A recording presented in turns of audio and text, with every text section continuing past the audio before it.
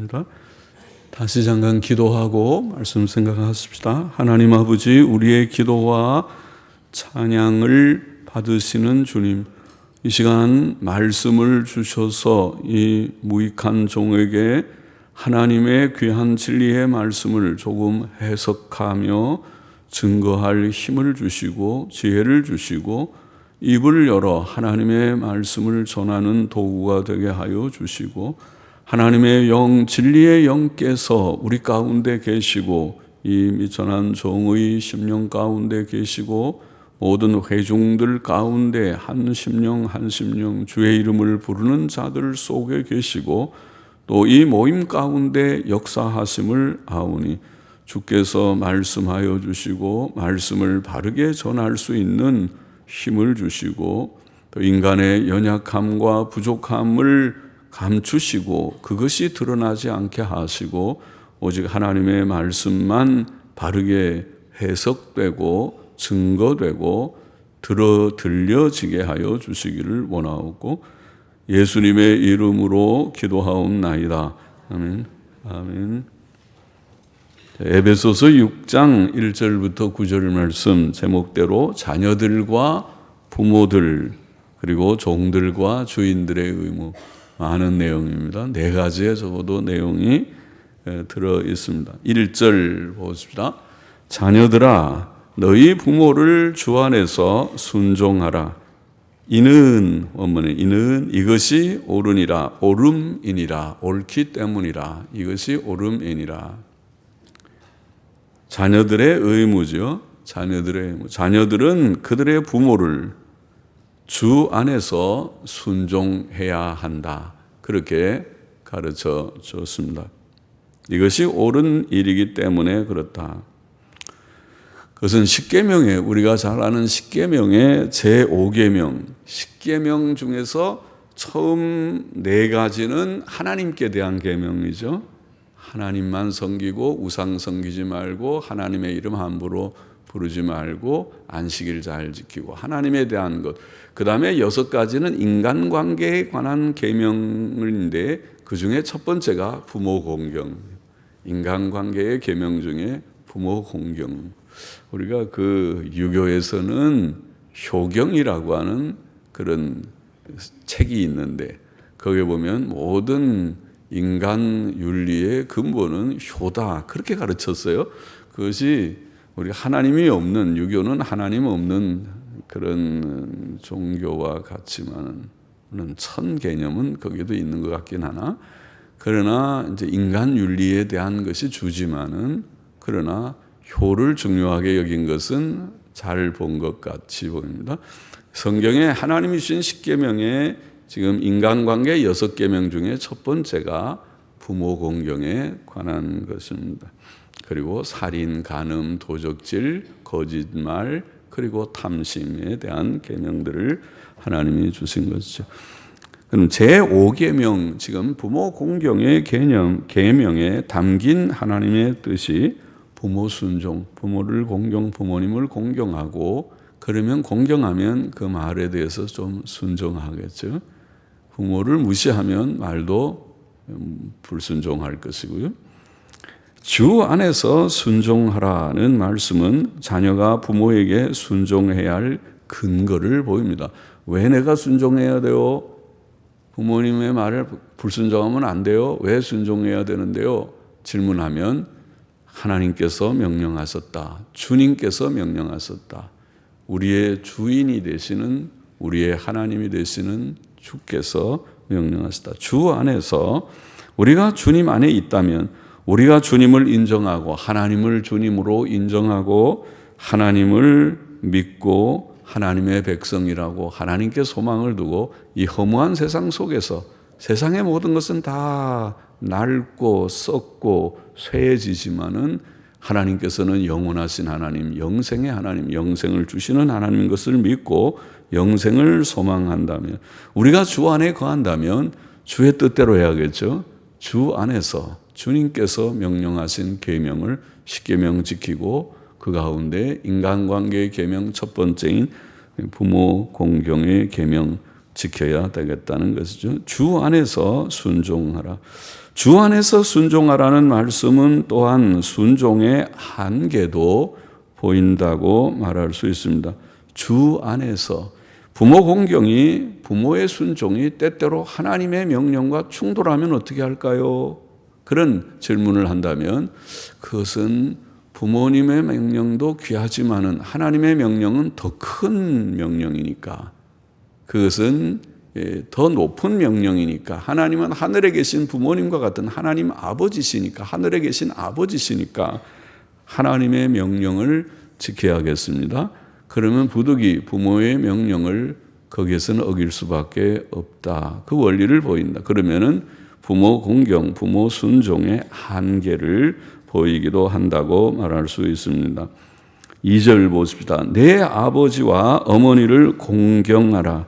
이것이 약속 있는 첫 계명이니 이는 네가 잘 되고 땅에서 장수하리라. 장수하리라. 자녀들은 부모님을 공경하라. 지금 5계명의 내용이죠. 공경하라. 부모님이 어떤 분입니까? 우리를 낳으시고 일반적으로는 기르신 부모님입니다. 부득이한 사정으로 낳기만 하고 자녀를 떠나서 집을 나갈 수밖에 없는 사정이 있는 경우도 있고, 또 너무 어렵고 가난해서 부득이 시설에 맡길 수밖에 없는 안타까운 사연, 알 수 없는 사연들이 이 세상에는 덜어 있지만은 일반적으로는 부모는 누굽니까? 자녀를 배 아파서 몇 달 동안 아기를 임신해서 그 다음에 출산할 때 정상으로 말하면 자연분만을 하면 고통 속에서 자녀를 낳고, 그리고 그 피덩이 같은 작은 생명을 씻고 또 포대기에 품어서 안고 젖을 먹이면서 키우는, 진자리 마른 자리. 어릴 때 쉬를 못 가릴 때 쉬를 기저귀를 갈아주고, 옛날 같으면 기저귀를 다 빨고, 또 이불을 젖으면 이불을 다 또 빨고 말리고 하면서 그렇게 키우는 것이 자녀 키우는 것이고, 자기는 못 먹어도 자식은 먹이려고 하고, 제 부모님들의 옷은 다 낡아서 아이고 저 흔옷 시커멓게 된 저 속옷을 입으시나 싶어도 그것은 사지 못해도 자식은 그래도 깨끗한 옷 남한테 되지 않게 입혀보려고 하는 것이, 그것이 부모였습니다.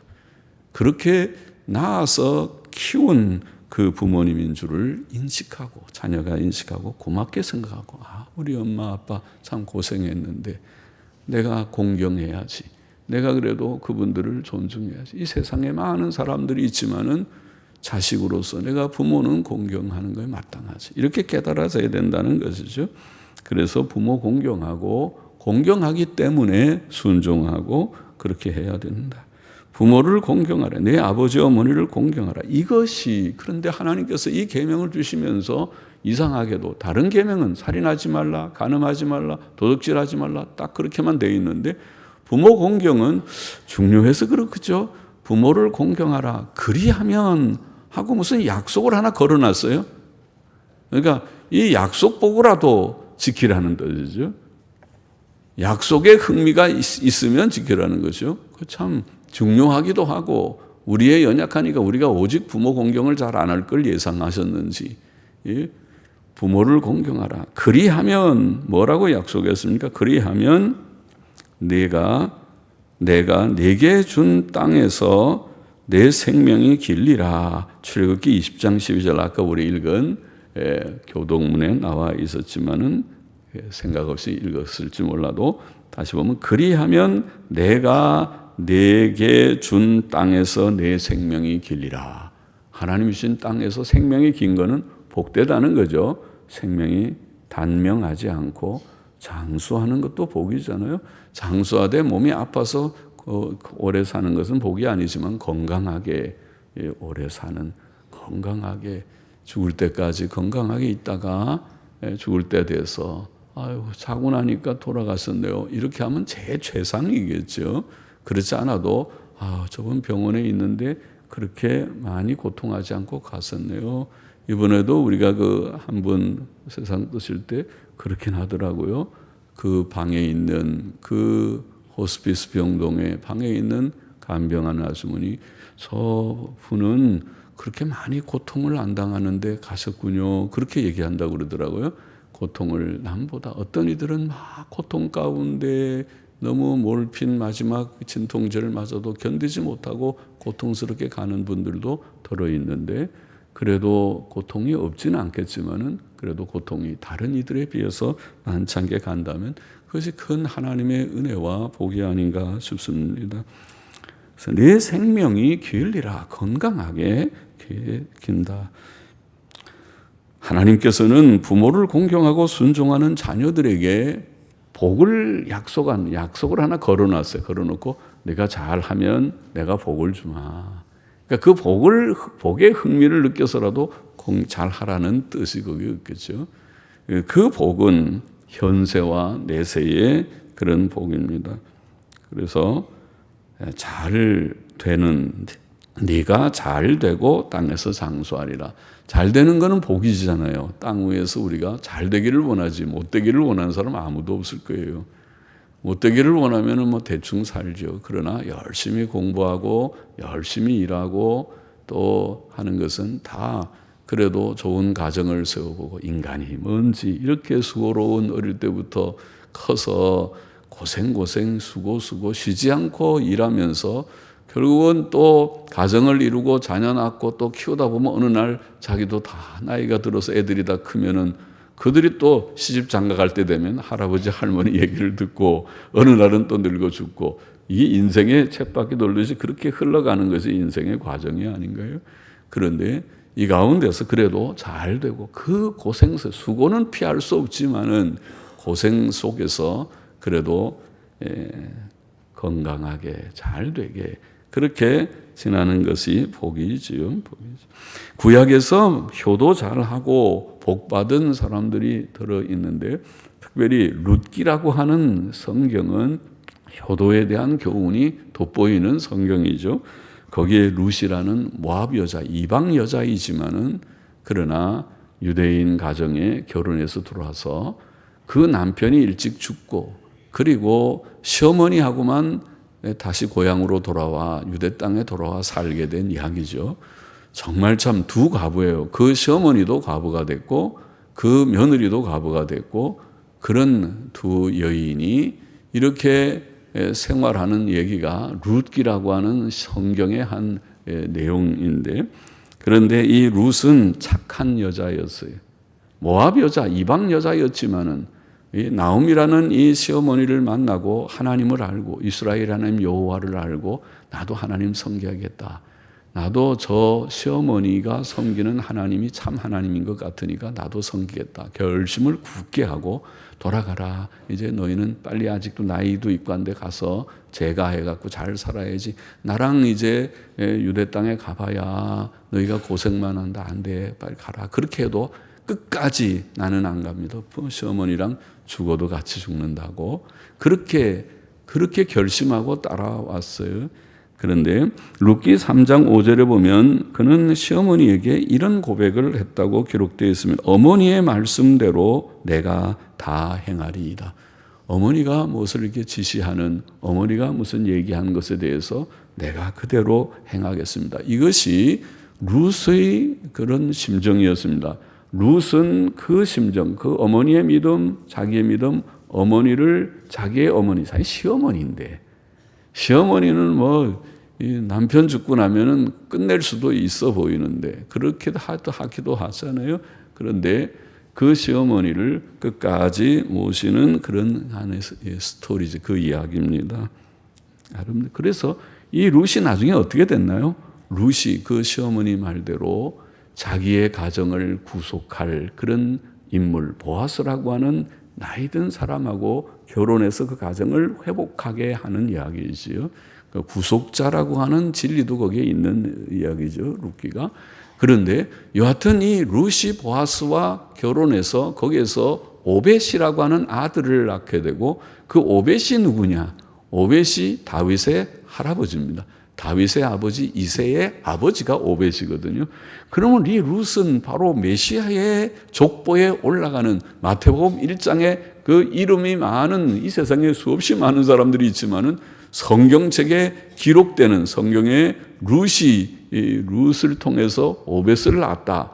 이름이 기재될 정도로 그래도 영광을 얻었습니다. 사람으로 태어나서 그 이름이 기억이 되고 모든 세상의 모든 사람들이 성경을 다 아는데 성경 읽는 사람들이 룻이라는 이름을 잘 아는 유명 인사가 된 것이 하나님의 은혜죠. 그래서 오벳을 낳는 복을 얻은 것이죠. 행복한 마지막. 그의 노경은 행복했습니다. 또 한 산 여인이 있죠. 에스더서의 에스더라고 하는 이 여인이죠. 에스더도 마찬가지로 그는 아주 불우한 가정이었어요. 아버지가 일찍 돌아가시고 그는 사촌 오빠예요. 사촌 오빠 모르드게라고 하는 사촌 오빠, 나이가 많이 차이가 있어서 부모처럼 어린 불쌍한 에스더, 부모가 일찍 돌아가시고 저 어디다 할 수가 없으니 내가 키우지, 내가 거두지. 그리고 그 집에서 딸처럼 자기 사촌 동생이지만은 딸처럼 길렀던 그 에스더. 그 에스더는 에스더서 2장 20절에 보면 이렇게 말했어요. 에스더가 모르드게의 명한 대로 그 종족과 민족을 고하지 아니하니 저가 모르드게의 명을 양육받을 때와 같이 좋음이더라. 그럼 다 길러준다고 다 순종 잘하는 건 아니잖아요. 우리 자식들 키우면 다 기르지 부모가. 그런다고 자식이 다 부모 순종하는 건 아니듯이 말이죠. 또 진짜 부모도 아니고 사촌 오빠인데 오빠쯤이야 나중에 좀 크고 나면은 아이고 그 모든 공들여서 길러준 거 다 잊어버리듯이 그리고 떠나갈 수도 있으면 있는 거 아니겠어요? 그러나 여기에 에스더는 지금 어떤 상황이냐면 에스더가 인물이 예뻐서 그 당시에 아하수에로 왕의 왕후가 됐습니다. 왕으로 간택이 돼서 그래서 왕후가 됐으니 얼마나 마음이 높아지면 높아지겠어요. 왕후가 되면. 그런데도 불구하고 모르드게가 한 말을 양육받을 때와 같이 쫓았다. 놀라운 일이죠. 순종은 보통 이 사건이 아니죠. 에스더의 순종은. 그러니까 여기에 룻이나 에스더는 참 기구한 그런 처지지만은 그러나 훌륭하게 순종했고 그 결과도 복되었습니다. 에스더는 아하수에로 왕으로서 아주 복된 그런 삶을 살았던 것입니다. 그러나 구약의 율법에서 이 5계명을 어기면 부모 공경을 하지 않고 부모를 무시하고 멸시하고 부모를 혹은 치고 부모를 해하고 하는 자는 엄하게 징벌하라고 되어 있습니다. 신명기 21장 18절 이하에 보면 부모의 말을 듣지 않는 완악하고 패역한 아들, 술이나 마시고 부모한테 막 대항하고 요즘은 그런 자녀들이 적지 않죠. 그래서 그러는 자들, 완악하고 패역한 아들은 부모가 그를 성읍 장로들에게 내어주고 그렇게 하라고 명령했어요. 자기 자식을 어떻게 내어주겠어요? 그건 하나님의 명령인데 내어주고 성읍의 모든 사람은 그 불효한 자식, 저런 자식을 낳으면은 우리나라가 아주 불효 막심한 나라가 되어버리니 안 된다. 그래서 장로들과 사람들이 다 그를 데리고 나가서 동네 밖에 가서 돌로 쳐 죽인다. 무서운 것이죠. 성경의 사형법은 참 무서웠어요. 돌로 쳐서 죽이라. 왜 그렇게 죽이느냐? 그래야 이스라엘 사회에 불효의 악이 제거된다. 그걸 하나 허용해 놓으면은 그 다음에 다 이 사람 저 사람 너도 나도 불효하고 온 세상이 부도덕한 세상이 되는 것을 성경은 용납하지 않았습니다. 4절 오늘 본문 4절 보십시다. 또 아비들아 너희 자녀를 노엽게 하지 말고 오직 주의 교양과 훈계로 양육하라. 자녀 교육의 의무. 앞에서는 부모 공경의 의무라면 여기에 자녀 교육의 의무. 자식은 부모를 공경해야 할 의무가 있고 부모는 자식을 바르게 교육해야 할 의무가 있다. 아비드라라는 말씀은 자녀 교육의 주체, 자녀 교육을 누가 할 것이냐. 자녀 교육은 아버지가 한다. 자녀 교육은 정부가 하는 게 아니고 오늘날 정부들, 사회주의적인 경향이 있는 정부들은 우리가 다 요람부터 죽을 때까지 우리가 다 사회보장제도 잘 내서 우리가 다 책임질 테니까 걱정하지 말고 나가서 돈만 버십시오. 나가서 아주 행복하게 잘 사시고 우리가 다 케어해 줍니다. 데이케어, 낮에도 돌봐주고 그런 것이 아니고 자녀 교육은 정부가 하는 것이 아니고 자녀 교육은 학교가 하는 것이 아니고 좋은 학교들 많습니다. 그래서 학교에 100만 원, 200만 원만 주면 아주 A급 교육을 시킵니다. 그거 아니고 자녀 교육은 교회가 하는 것도 아니고 교회에서 알아서 교회 주일학교가 다 알아서 하셔요 하는 것도 아니고 자녀 교육은 부모에게 그것도 부모 중에서도 아버지에게 아비들아 그냥 부모들아 그러지 않고 엄마는 좀 빼놓고 아비들아 오늘 가정을 보면요 아버지가 바로 딱 서 있으면 가정교육이 좀 되는 편이고 아버지가 바로 서 있지 않으면 암만 엄마가 반듯해도 가정이 좀 흔들리는 것을 들어봅니다. 아버지의 역할이 참 중요하구나. 아버지가 그리고 아버지가 바로 하지 않으면 자식들이 엄마도 무시합니다. 엄마도 무시. 아버지가 엄마를 사랑하고 엄마의 권위를 딱 인정하면 자식도 엄마를 존중하게 돼 있어요. 이상하더라고요. 그런데 아비들아, 아버지는 하나님께서 맡기신 자녀 교육의 책임을 인식해야 하고 그것을 완수해야 합니다. 사도 바울은 그러므로 장로와 감독의 자격을 말하면서 디모데전서 3장에 우리가 잘 아는 말씀에 그 여러 자격 중에서 여러 온전한 책망할 것이 없는 온전함, 도덕성, 인격성의 모든 자격을 다 말하면서 그 중에 중요한 거 하나 얘기했어요. 자기 집을 잘 다스려 자녀들로 모든 단정함으로 복종케 하는 자라야 할지며. 아버지들이 자기 집을 잘 다스려서 모든 자녀들이 단정함으로 하나님 경외하고 또 도덕성을 가지게 반듯하게 잘 자랄 수 있도록 인격적이게 잘 교육하는 그의 의무를 말했어요. 그 자녀들을 보면 그 아버지가 잘했는지 교육했는지 알 수가 있다. 자녀들을 보면 알 수 있다. 그리고 말하기를 사람이 자기 집을 다스릴 줄 알지 못하면 어찌 하나님의 교회를 돌아보리요. 아까 감독의 직분, 장로들의 직분, 자격을 말하면서 가정은 작은 교회의 단위와 같습니다. 가정 하나 잘 다스리지 못하면 큰 교회, 여러 가정들이 모여있는 교회를 잘 다스리는 그것은 가능하지 않다. 그 이치가 맞는 말이겠죠. 작은 것도 잘할 줄 모르면서 큰 거 잘한다고 나는 작은 거, 가정은 잘 못 다스려도 교회는 하고 나라는 하고 그 유교 얘기가 또 나오지만 수신제가 치국평천하 그런 말 하잖아요. 자기 몸을 자기를 잘 닦고 자기 먼저를 잘 갖추고 그 다음에 집을 잘 다스리고 그 다음에 나라를 다스리고 이치가 그렇다. 그 말이 틀린 말은 아니죠. 제 집도 자기 하나 몸도 자기도 제대로 생활 못하면서 도덕성도 없으면서 뭐 가정에서 큰 소리를 치고 또 지 가정도 잘 못하면서 교회 와서 그렇게 한다고 그러고 또 나라에 가서는 세계 평화를 위하여 우리나라를 위하여 애국자인 것처럼 그거 다 우스운 얘기죠. 그렇게 하지 말아라. 그거 다 웃기는 그런 얘기, 웃긴다는 좀 경박한 말이죠. 웃기는 얘기 하지 말고 네 몸부터 잘 다스리고 네 가정부터 잘하고 네 교회부터 잘하고 그렇게 해야 된다. 이치가 그런 것과 같은 것입니다. 너희 자녀를 노엽게 하지 말라. 오늘 본문에 자녀들을 비인격적으로 대하거나 학대하지 말라는 뜻을 포함합니다. 부모는 자녀들이 어리다고 무시하거나 또 부당한 명령을 하거나 강압하고 위협하거나 너 이렇게 안 해! 그리고 아빠가 힘이 있으니까 막 욱박지르시 해란 말이야. 그리고 그렇게 하는 건 좋지 않아요?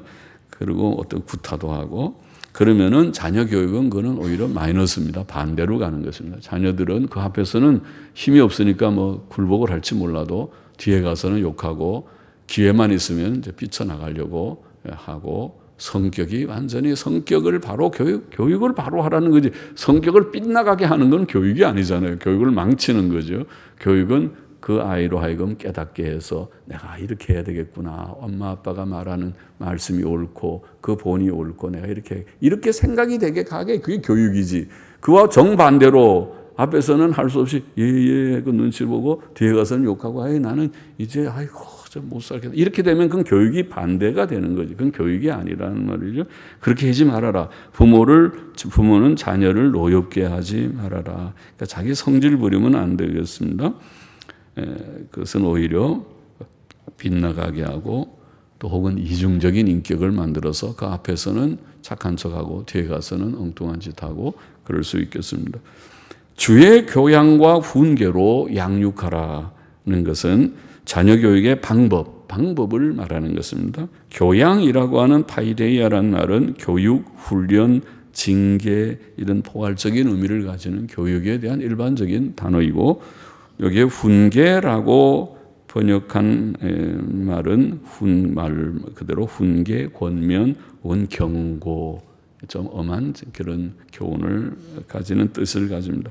우리는 주께서 주신 성경 말씀이 주의 교훈과 교양과 훈계입니다. 이 책 성경 말씀의 교훈을 가지고 성경 말씀을 가지고 교훈하고 또 훈련을 시키고 또 훈계하고 엄하게 얘기하고 권면도 하고 경고도 하고 그렇게 하면 안 돼요. 그건 죄예요. 죄 지으면 큰일 나는 거예요. 망하는 거예요. 예. 오늘 우리도 아까 부모 공경에 대해서 말했지만 이렇게 하라. 그러면 약속도 달려있다. 잘 얘기를 하면 깨달아지는데 예. 그런데 또 이렇게 바로 안 하면 너는 하나님 앞에 큰 구약 같으면 큰 벌을 받는 거예요. 잘해야 돼요. 가르쳐 줘야 되겠다는 것입니다. 잠언 22장 6절에 보면 마땅히 행할 길을 아이에게 가르치라. 아이들이 어떻게 살아야 될지 가르치면은 아이들이 참 잘 배우는 것 같아요. 아이들은 그대로 어릴 때는 백지장의 흰 종이와 같아서 거기에 그림 그리면 잘해요. 애들이 우리 손녀도 보니까 손을 씻는데 얼마나 이렇게 쏙쏙 잘 손을 씻는지 꼬채로 꼬마가 지금 이제 한 서너 살, 너댓 살 된 꼬마가 그래서 그리고 할머니 씻는 거고 할머니보다 이렇게 씻어야 된다고 오히려 가르쳐주고 속으로 웃었다고 그러는데 그래도 누구한테 배웠는지 그렇게 배운 대로 그렇게 손을 씻어야 될 줄 아는 것, 그 귀하 기특한 것이죠. 그와 같은 것이에요. 또 식사하려고 하면 벌써 딱 앉으면은 먼저 감사 기도를 해야 될 줄 알고 손부터 배고프면 먼저 손부터 이렇게 하고 앉아 있는 것은 식사할 때는 기도를 하고 감사 기도하고 먹는 게로구나. 그거 배워서 아는 거겠죠. 그렇게 마땅히 가르치라. 그리하면 늙어도 그것을 떠나지 아니하리라. 부모는 자기 자녀들에게 하나님이 은혜를 주셔서 하나님 우리의 자녀 내 사랑하는 아들 내 사랑하는 딸에게 은혜를 주셔서 저들이 하나님을 경외하고 반듯한 사람으로 자라게 해달라고 먼저 은혜를 구해야 되고 간구해야 되고 늘 성경 말씀으로 교훈하고 또 선한 본을 보여주면 되겠습니다. 부모는 자녀들에게 날마다 규칙적인 성경 읽기와 기도뿐만 아니라 기본이죠. 그건 부모도 실천하고 성경 읽고 기도하는 것 그것이 얼마나 귀한 것인 걸 성경이 가르치고 있고 그러죠. 율법을 죄하로 묵상하는 자가 복되다고 가르치고 있고 성경 읽기와 기도 또 성수주일과 11조 그것도 기본에 속한다고 볼 수 있고 그리고 의와 선과 진실의 도덕 훈련을 계명에 가르친 대로 잘 훈련시켜야 할 것입니다. 성수주일과 11조 두 구절만 우리가 잠깐 언급하고 지나갔습니다. 이사야 58장 13절 14절 말씀 중요한 요절이죠. 만일 안식일에 내 발을 금하여 내 성일에 오락을 행치 아니하고 안식일에는 오락을 행치 않습니다. 안식일을 일컬어 즐거운 날이라 여호와의 성일을 존귀한 날이라 하여 이를 존귀히 여기고 내 길로 행치 아니하며 내 오락을 굳지 아니하며 사사로운 말을 하지 아니하면 내가 여호와의 안에서 즐거움을 얻을 것이라. 성수주일은 복됩니다. 그것이 성수주일의 정신입니다. 안식일을 지키는 정신입니다. 안식일 날은 직장도 안 갑니다. 안식일 날은 공부도 하지 않습니다. 안식일 날은 대청소, 빨래 그런 거 하지 않습니다. 안식일 날은 텔레비 보지 않습니다. 안식일 날은 매매하지 않습니다. 어디 가서 뭐 사 먹지 않습니다. 안식일을 이렇게 존귀한 날로 구별하여 지킨다면 그런 경건한 사람이 될 수 있을 것입니다. 복된 것입니다. 11조 말라기 3장 8절 이하의 말씀이죠. 사람이 어찌 하나님의 것을 도적질하겠느냐. 그러나 너희는 나의 것을 도적질하고도 말하기를 우리가 어떻게 주의 것을 도적질하였나이까 하도다. 이는 곧 11조와 헌물이라. 너희의 온전한 11조를 창고에 들여 나의 집에 양식이 있게 하고 그것으로 나를 시험하여, 거기도 뭐 약속을 하나 걸어놨어요. 11조를 명령하면서 나를 시험하여, 아니 우리가 하나님을 시험해요. 뭘 어떻게 해요? 나를 시험하여 내가 하늘 문을 열고 너희에게 복을 쌓을 곳이 없도록 붙지 아니하나 보라. 세상에, 하나님께서 그렇게 큰 소리로 약속을 걸어놓으셨네요. 그러면 그래서 이치가 우리가 하나님을 사랑하면 하나님께서 우리를 사랑하시고, 하나님을 사랑할 때 만일 물질은, 하나님을 사랑하지만 물질은 내가 아닙니다. 그러면 됐다. 그러면 내가 물질의 복 받기는 틀렸다. 그런 이치가 그런 거겠죠. 그러나 반대로 11조가 크면 크고 작으면 작은 거지만은 소득의 온전한, 모든 소득의 온전한 11조를 하나님 앞에 드리면 그 사람이 하나님을 사랑하는 정신은 좀 달라 보이죠. 저 사람은 하나님을 참 사랑하는가 보다. 그러면은 이치적으로 보면 하나님께서 물질의 복을 주실까요? 안 주실까요? 내 생각에 주실 것 같은데요. 지금 이 약속에 걸어놓은 말라기 3장의 말씀을 보면 그런 것이라고 봐요. 물질의 복을 받기를 원한다면 물질로 하나님을 섬기는 삶도 힘쓰면 되겠구나. 11조도 복되다. 또 부모는 자녀가 잘못할 때에 징계하고 체벌하라는 것도 성경의 교훈입니다. 잠언의 많은 구절들 아시죠? 잠언 13장 24절에 보면 초다를 참아 못하는 자는 그 자식을 미워함이라. 자식을 사랑하는 자는 근실이 징계하느니라. 그렇게 되어 있고, 잠언 22장 15절 아이의 마음에는 미련한 것이 얽혔으나 징계하는 채찍이 이를 멀리 쫓아내리라. 잠언 23장 13절 14절 아이를 훈계하지 아니치 말라. 채찍으로 그를 때릴지라도 죽지 아니하리라. 그를 채찍으로 때리면 그 영혼을 음부에서 구원하리라. 음부는 지옥입니다. 잠언 29장 15절 채찍과 꾸지람이 지혜를 주거늘 임의로 하게 버려두면 그 자식은 어미를 욕되게 하느니라. 자녀 교육에 있어서는 비인격적이고 지나치게 엄격한 규율과 체벌을 가진 소위 우리가 스파르타식 교육이라고 해서 옛날 고대의 스파르타라는 도시국가에서 한 그런 오늘날 북한의 교육하고 비슷할 것입니다. 북한은 얼마나 교육을 철저하게 시키는지 아이들 보면 완전히 저건 인형인가 꼭두가시인가 싶게 너무 불쌍할 정도로 교육을 시키고 일종의 스파르타식 교육입니다. 그렇게 하는 것도 잘못입니다. 그런 옳지 않은 너무 비인격적인 비인간적인 교육 방식입니다. 그러나 엄격한 교훈과 규율과 체벌이 전혀 없는 오늘날의 자유방임적인 교육, 오늘 우리나라의 교육이 그것이죠. 그것은 잘못된 교육 방식입니다. 성경적으로 보면 그것은 교육이 아닙니다. 교육은 그렇게 하는 것이 아닙니다. 교육은 지금 제가 말한 대로 모든 교훈들을 또 거기에는 체벌도 곁들이는 그런 것이 진정한 교육이라고 성경은, 하나님의 책은 우리에게 가르쳐 줍니다.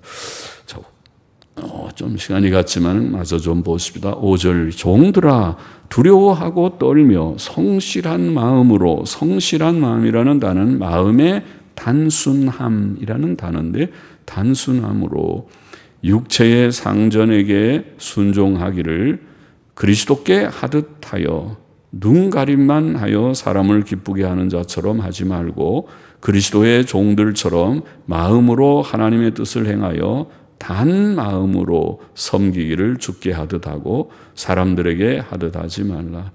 종들은 주인에게 순종해야 된다. 그런데 두려워하고 떨리는 마음으로 존중하면서 하라는 것이고 단순한 마음으로, 그렇죠? 종은 종의 위치에서 순종하는 것이니까 주인이 왜 이런 걸 지시했는가 너무 알려고 할 것도 없고 또 이건 이렇고 저렇고 이래야지 저래야지 판단할 것도 사실은 없어요. 종은 종의 위치에서 주인이 무엇을 지시하면 예 하고 하면 되는 게 사실 종의 위치이듯이 그렇게 하라는 뜻인 줄 압니다. 단순한 마음이라는 것은 또 그리스도께 하듯이 와 놀랍습니다. 주인이 그리스도입니까? 아니잖아요. 주인은 믿음도 없는 자고 어떤 때는 성격도 까닭스러운 자일 수 있는데 그러나 그런 것을 다 고려치 말고 마치 그리스도께 하듯이 이거는 지난 시간에 생각한 아내가 남편을 주님께 하듯이 순종하라는 말씀하고 똑같은 것이죠. 그리고 주인 앞에 눈가림으로 하지 말고 눈가림이라는 표현은 영어 성경을 보면 eye service라고 그랬던가요? 눈으로만 봉사하는 거예요. 눈 보기에 사람들 보기에만 아주 잘하는 것처럼 하는 그런 게 눈가림입니다. 눈가림으로 하지 말고 단 마음으로 정말 즐거이 내가 주께서 명령하신 것을 지키는 그런 마음으로 그렇게 하라 이렇게 말했습니다. 이 종의 교훈 오늘날은 종은 없지만은 그러나 이 교훈은 오늘날 사회 각 분야에서 직책상 아랫사람들에게 적용될 수 있는 교훈입니다. 아랫사람들은 단순한 마음으로 단순하게 해요. 자기의 직책에 충실하고 윗사람에게 순종하며 눈가림으로만 하지 말고 우리의 중심을 아시는 그리스도를 섬기듯이 단 마음으로 일하라. 이런 교훈이라고 말할 수 있습니다. 놀라운 교훈이죠. 놀라운 교훈이죠. 8절 이는 각 사람이 무슨 선을 행하든지 종이나 자유하는 자나 주에게 그대로 받을 줄 알라. 참 놀라운 말씀입니다. 우리가 직장 생활, 지금 종의 생활인데 종은 일종의 직장이죠. 당시 직장 생활을 하는데 직장 상사의 경우는 직장에 자기의 맡은 직책에 따라서 충성하고 선을 행하면 그 보상을 하나님께서 해주신다니. 직장에서도 물론 보상을 받을 수도 있죠. 아유, 저 사람 너무 잘해서 성과급 그런 것도 있을 수 있고, 직장이 또 아주 상사가 귀하게 봐서 아유, 다른 사람은 다 잘라도 저 사람은 안 돼. 그럴 수 있고, 저 사람은 승진시켜. 그럴 수도 물론 있을 거예요. 그런 것뿐 아니라 하나님께서 복을 주신다. 우리가 믿음으로 바로 살면 경건에 대한 복도 현세와 내세의 복되다. 그런 말씀을 했고, 또 이 지금 종의 일을 바로 하게 될 때에 거기에 대해서도 하나님께서는 상을 약속하십니다. 9절 보십시다. 상전들아 너희도 저희에게 이와 같이 하고 공갈을 그치라. 공갈이라는 말은 위협이라는 말입니다. 위협을 그치라. 이는 저희와 너희의 상전이 하늘에 계시고 그에게는 외모로 사람을 취하는 일이 없는 줄 너희가 알미니라. 상전들아 너희도 저희에게 이와 같이라는 말, 이와 같이 하라는 말은 종들이 그리스도를 섬기는 마음을 가지고 정직하고 선하고 진실하게 행하듯이 상전들, 주인들도 종들을 향해서 그렇게 합당한 마음가짐을 가지라는 것입니다. 정직하고 또 선하고 진실하고 좀 인격적이게 직책은 다르고 위에서 지시하는 그런 위치에 있고 지시를 받는 위치에 있고 그건 달라도 그러나 인격적이게 하면 될 수 있죠. 그런 훌륭한 상사가 되라, 윗사람이 되라는 말이죠. 위에 또 위협하지 말아라. 그렇게 하는 자는 위협하지 않은, 오늘말로 하면은 뭐라 그럴까 일종의 갑질이라고 할까요? 그런 것과 같은 그렇게 하지 말아라.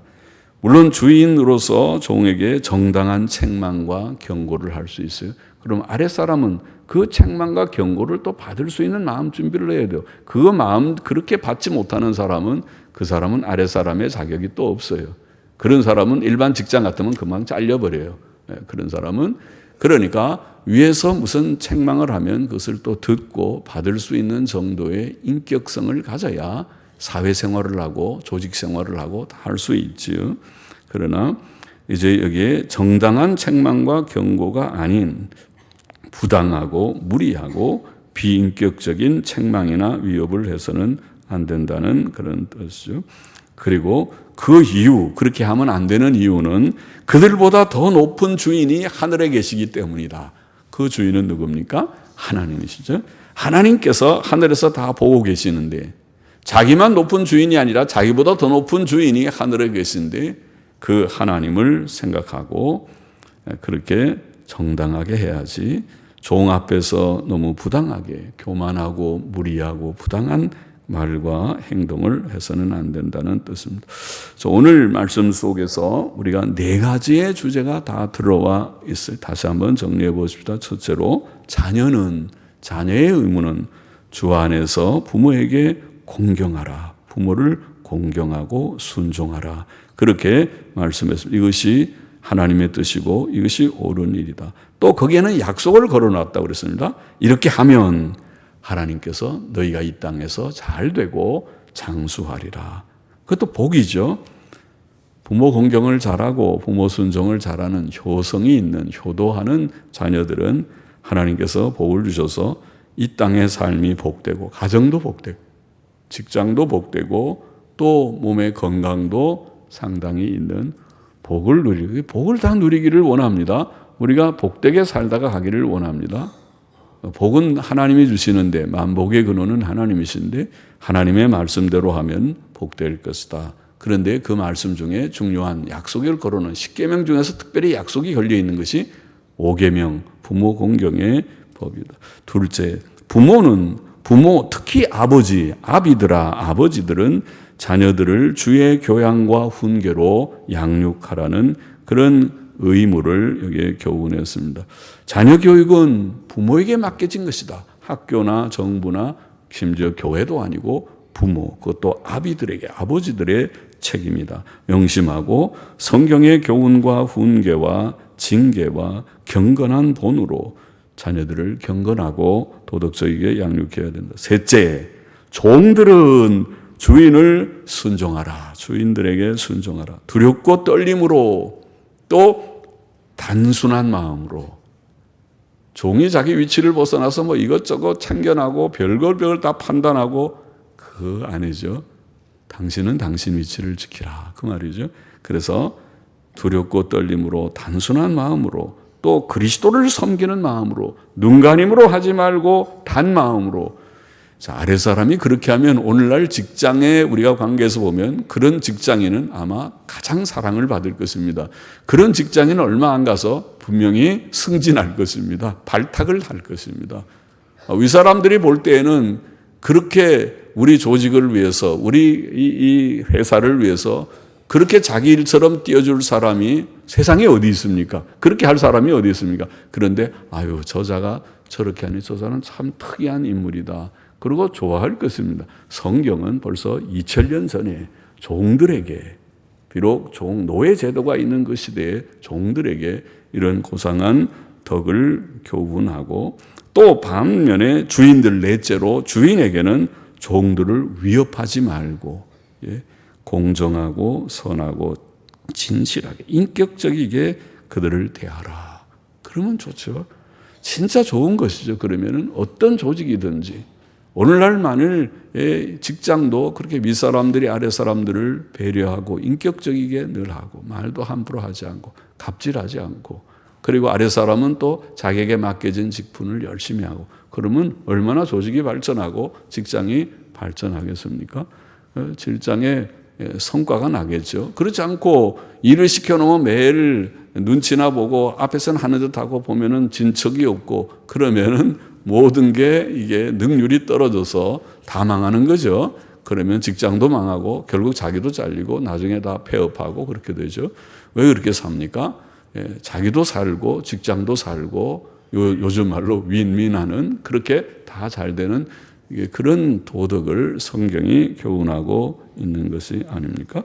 기도하십시다. 하나님 아버지, 자녀들이 부모를 주 안에서 공경하고 순종하고 또 부모는 자녀들을 주의 교양과 훈계로 양육하고 종들은 주인들을 단 마음으로 섬기고 또 주인들은 종들을 인격적이게 바르게 잘 또 대하는 이런 귀한 덕을 귀한 그런 윤리적 교훈을 오늘 사도 바울을 통하여 에베소서 6장에서 우리가 읽고 또 주셨는데 이것을 우리의 마음속에 새겨서 우리의 가정들이 아름다운 주의 뜻에 합한 가정들로 변화되고 복된 생애들로 또 변화되어 가게 하여 주옵소서. 예수님의 이름으로 감사하며 기도하옵나이다. 아멘.